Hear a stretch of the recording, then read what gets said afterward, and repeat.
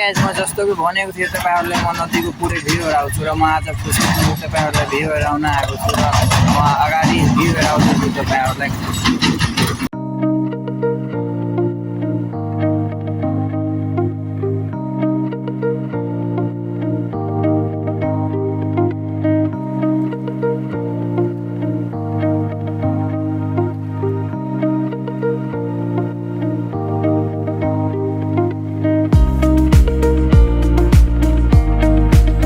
यहाँ यो पुल बनाएको छ चच्रीको पुल र राम्रो काम गर्नुभएको छ यो हाम्रो गाउँको मान्छेहरूले हेर्न सक्नुहुन्छ पुल कति राम्रो बनाएको छ यो यही माथि बुलेर जान्छ मान्छेहरू।